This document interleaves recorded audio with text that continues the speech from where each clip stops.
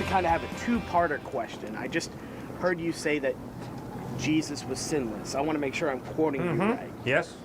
I want to play a bit of devil's advocate because you told us to be skeptics Absolutely. on Tuesday. Yes, sir. What about Jesus' outburst at the temple having to do with the moneylenders when he actually showed his anger and aggression?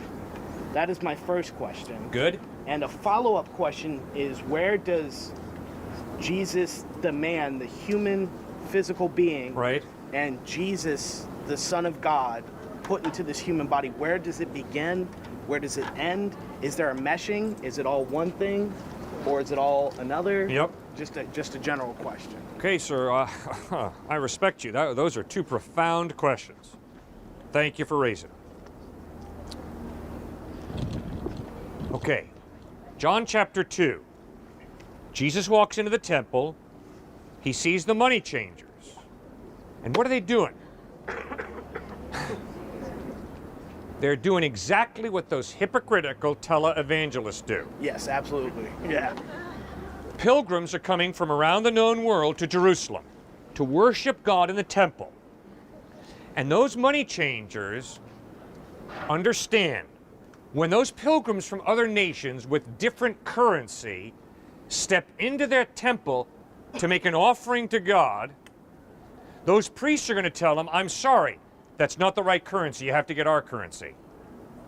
So those pilgrims are going to go outside the temple, and there, lo and behold, sit the money changers. Like an ATM, yeah. Exactly. First century ATM machine, exactly. Only this ATM machine doesn't charge $3 for your transaction. This ATM machine jacks up the rates and rips you off. Now you see what's being done is, those money changers were playing people's desire to know God. And they were saying, you know something? I know that deep within you, you want to know God.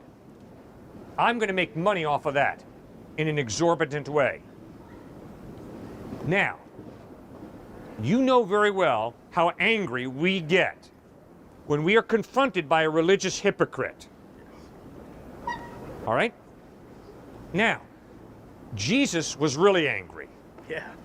The Bible never says that all anger is wrong.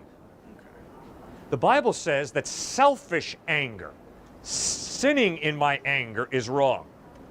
But I can promise you, sir, if you're not angry about the abuse of a child, if you're not angry about the sex traffic trade that is going to hit a high peak this weekend in Austin, Texas, due to the race car race, and the fact that 7,000 women are being bussed into this city to give sexual favors as prostitutes to men, then something's wrong with you. Your conscience is not kicking in. So, you are right. Jesus was morally indignant about people using other people's desire to know God to make a haul of cash. And he overturned their tables, and I would argue that was not a sin at all. Okay. Now, Bertrand Russell, the great atheistic philosopher, said, yeah, but you know what was a sin? What was a sin was when Jesus, in anger, cursed the fig tree. That fig tree had done nothing wrong. Jesus cursed the fig tree. Tut, tut, tut, Jesus, that's wrong. Really? Jesus was using the fig tree as an object lesson for his disciples. I find it amazing that a guy who used a lot of trees in the form of paper to write an awful lot of books, named Bertrand Russell, would critique Jesus for doing something wrong in using one tree to teach a lesson. Give me a break, Bertrand Russell. So, I don't think the thinking is very clear. All right, your second question. How does Jesus' divinity, deity, and his humanity come together?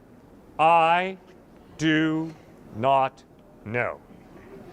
There's absolutely no way to define exactly how his deity and his humanity come together. But I do know he claimed to be God. I do know he claimed to be man.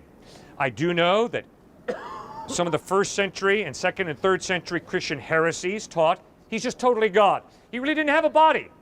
Or he's totally man. He's not God. He's just a good teacher. No. Jesus sweat.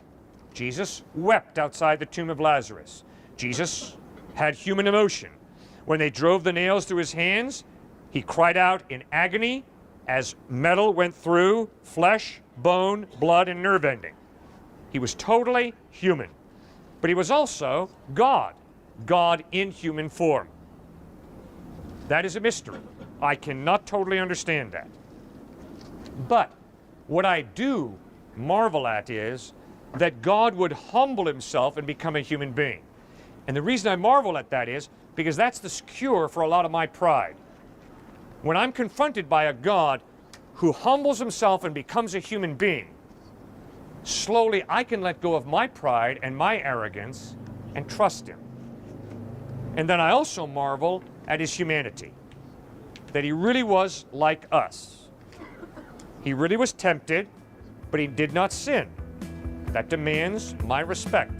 I've tried to live the life of Christ, and I have miserably failed. He pulled it off. It's one of the reasons I trust in him. He's credible. He's trustworthy. Thank you, sir, for raising those issues.